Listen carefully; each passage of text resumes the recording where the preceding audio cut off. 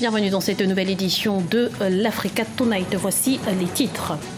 C'est le dialogue de la dernière chance selon les observateurs. Majorité et opposition congolaise entament un nouveau cycle de discussion organisé sous l'égide de la conférence épiscopale nationale. Le Burkina Faso peut se remettre sur les rails du développement. À la conférence des partenaires de Paris pour le PNDES, les autorités du pays ont reçu des promesses de plus de 12,7 milliards d'euros d'investissement. Et puis Ahmed Tidiane Souaré brise le silence. L'ancien Premier ministre guinéen accusé d'avoir bradé les ressources du pays livre enfin sa version des faits dans un ouvrage intitulé « À mon tour de parler ». L'imbroglio politique serait-il en train de s'éclaircir en République démocratique du Congo? La conférence épiscopale nationale annonce l'ouverture de nouveaux pourparlers entre pouvoir et opposition. Objectif, tenter de dénouer de manière pacifique la crise politique. C'est un reportage de Jacques Amboka, notre correspondant à Kinshasa. Éviter au pays le spectre de la violence qui entoure la date du 19 décembre et redéfinir le cadre de la transition qui commence après la fin du mandat du président Joseph Kabila, c'est le but du deuxième dialogue qui mettra en face d'une part les signataires de l'accord du 18 octobre et d'autre part le rassemblement, le MLC et alliés. Sous la médiation de la conférence épiscopale nationale du Congo, ces travaux débutent ce jeudi 8 décembre. L'idée est bonne, élève Mabon, elle est salutaire parce que surtout que la mission en question, c'est lui-même le chef de l'État qui avait demandé aux hommes de Dieu, les évêques de l'Église catholique, ce sont de grandes personnalités, des gens éminemment intelligents. Donc si le deuxième dialogue aura lieu, ça sera bénéfique pour nous qui sommes Congolais parce que ça va décrisper la situation. La conférence nationale épiscopale du Congo, CENCO, a fixé à 15 le nombre de délégués par composante. Du côté du rassemblement de l'opposition, on croit que c'est la dernière chance pour éviter les pires. Dans la rue, ceux qui se reconnaissent de la majorité estiment qu'on risque de ne pas avoir de la matière à traiter au cours de cette rencontre. L'entourage de Joseph Kabila est en train de l'induire en erreur. Et lui-même a compris, c'est en fonction de cela qu'il a soutenu la mission des évêques pour leur demander d'aller jusqu'au bout. Mais si c'est un dialogue qui va apporter que des arrangements politiciens, on ne va pas l'utilité de ce deuxième dialogue parce que tout a été épuisé avec le premier dialogue.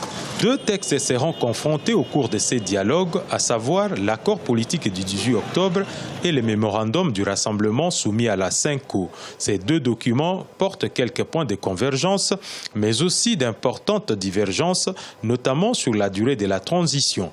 Le rassemblement de l'opposition prévoit l'organisation de la présidentielle à la fin 2017, alors que l'accord politique planche plutôt sur la date d'avril 2018. C'est bien plus qu'espérer. La conférence des partenaires du Burkina Faso pour le financement du plan national de développement économique et social qui s'est ouverte ce 7 décembre 2016 à Paris a permis de récolter plus de 8 300 milliards de francs CFA de promesses d'investissement. Compte rendu dans ce reportage de notre correspondant Jean-Paul Ouedraogo. Débuté le mardi 7 décembre 2016 à Paris, dans la capitale française, la conférence des bailleurs du Burkina autour du programme national de développement économique et social PNDES se déroule sous de bons auspices pour l'économie burkinabé. En effet, dès les premiers jours de travaux, investisseurs et partenaires se sont engagés à accompagner la mise en œuvre du référentiel au cours des 5 années à venir, a rassuré le président Roch Kaboré à son arrivée à Ouagadougou. Nos partenaires au développement se sont identifiés dans les objectifs que nous avons définis en vue de la transformation structurelle de l'économie burkinabé. C'est une grande victoire pour le Burkina Faso et comme je vous ai dit tantôt, nous en sommes fiers. Mais une chose est de convaincre et d'amener la communauté internationale des bailleurs de fonds à vouloir soutenir le Burkina Faso. Un autre défi, c'est de nous organiser pour pouvoir mobiliser effectivement ces ressources en faveur de l'économie nationale. Sur 5 500 milliards recherchés au départ, 8 300 milliards d'intentions ont pu être mobilisées sous forme de prêts à taux concessionnaires, mais aussi de soutien, soit 150% de taux de satisfaction atteint, sans même tenir compte des investissements annoncés par le secteur privé. Pour le président Kaboré, si les besoins de financement sont entièrement couverts, il reste néanmoins que c'est une étape qui interpelle à plus d'un titre les Burkinabés, notamment en termes d'organisation et d'absorption des engagements. Notre engagement également, c'est de mobiliser les ressources intérieures. Ça veut dire service fiscal, ça veut dire beaucoup de détermination et d'engagement au niveau de toutes nos régies de recettes, ça veut dire lutte contre la corruption, etc. Donc, c'est un point que nous avons obtenu, mais c'est des défis importants qui nous attendent, tous les Burkinabés, pour faire en sorte de transformer, comme je dirais, l'essai en un but. Et c'est ça qui est l'objectif que nous devons poursuivre maintenant. Document de politique majeure du Burkina. Après la stratégie de croissance accélérée et de développement durable SCAD, le PNDES, Programme national de développement économique et social, vise la transformation de façon structurelle de l'économie burkinabé. Bâti sur 3 axes stratégiques, à savoir la gouvernance économique, le développement du capital humain et du secteur privé, il se chiffre à 15 000 milliards de francs CFA pour un gap de financement de 9 800 milliards à mobiliser à l'interne par le gouvernement.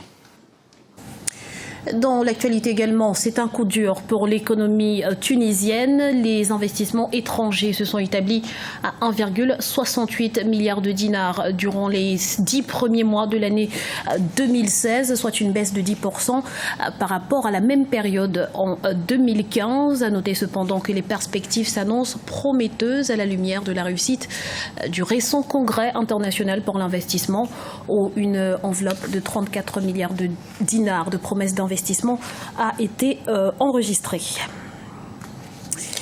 Entre 2015 et 2016, les bouteilles de gaz ont causé la mort de 38 personnes au Tchad. À cela s'ajoute plus de 200 blessés graves, de quoi alerter les autorités qui ont lancé une opération de vérification de toutes les bouteilles en circulation. Voyez ce reportage de notre correspondant Mahama Ramadan. Les mauvaises bouteilles de gaz domestiques font des victimes au Tchad. C'est ce qui ressort d'un récent rapport du gouvernement sur les types d'énergie utilisés par les ménages tchadiens. Les bouteilles de gaz ont causé la mort de 38 personnes à travers le pays et plus de 200 blessés graves. Le ministère du Pétrole et de l'Énergie a décidé de prendre des mesures pour lutter contre les bouteilles de gaz défectueuses sur les marchés. Ces bouteilles non conformes, quand on parle de non-conformité, ça pose également un problème de sécurité. Donc en tant que gouvernement, nous ne pouvons pas laisser des bouteilles non conformes en circulation parce que demain, ça va nous poser des problèmes de sécurité. Parce que l'explosion d'une bouteille de gaz, vous savez l'effet que ça fait, ça peut causer des drames, ça peut entraîner des morts. Et donc c'est notre travail en tant qu'autorité de tutelle de pouvoir donc retirer de la circulation pour rassurer aussi nos populations. Pour le ministère de l'Énergie et du Pétrole, l'opération de lutte contre les mauvaises bouteilles de gaz consiste à rassurer les ménages sur l'utilisation de gaz dans les foyers. Mais les associations de défense des consommateurs ne partagent pas cet avis.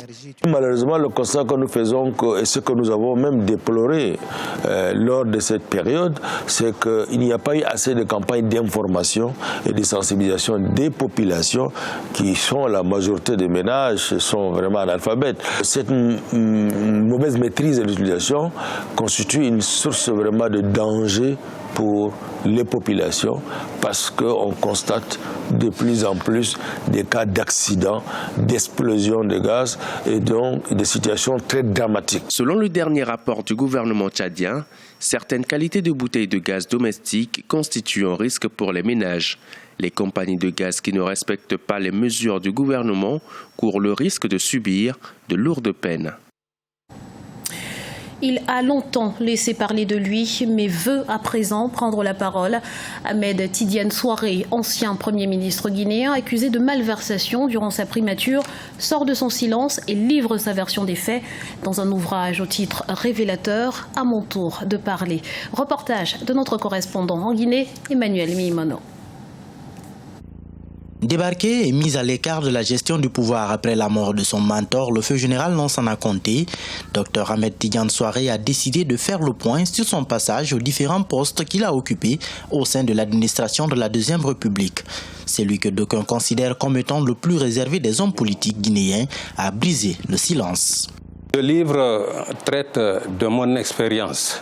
Il n'est pas autobiographique, mais il s'apparente un peu à cette catégorie d'écriture parce que j'ai essayé, à travers mon parcours, de m'adresser à chaque jeune Guinéen qui peut partir de peu de choses pour arriver au sommet de l'État. Cet ouvrage est un condensé du parcours de l'auteur au sein de l'administration guinéenne. Il retrace en 225 pages les réformes réussies ou bloquées, les défis relevés et parfois des détails concernant les sujets qui continuent de faire débat dans le pays. Parmi eux, la question des contrats miniers dont il est accusé d'avoir bradé les ressources lors de son passage à la tête du ministère des Mines et de la Géologie. Tout cela m'a amené à écrire parce que c'est des appréciations légères d'amateurs ou d'activistes. Lorsque l'on vous dit bradage des ressources, je suis étonné parce que toutes les ressources sont encore ressources. L'ancien Premier ministre Ahmed Tidiane Souaré a gravi tous les échelons de l'administration publique guinéenne. À mon tour de parler est paru en mai 2011 et a été suivi par Les Discours, un ouvrage édité en décembre de la même année et publié par l'Harmattan Guinée. Depuis le 6 juin 2011, l'auteur est conseiller spécial du président de la République, Alpha Condé.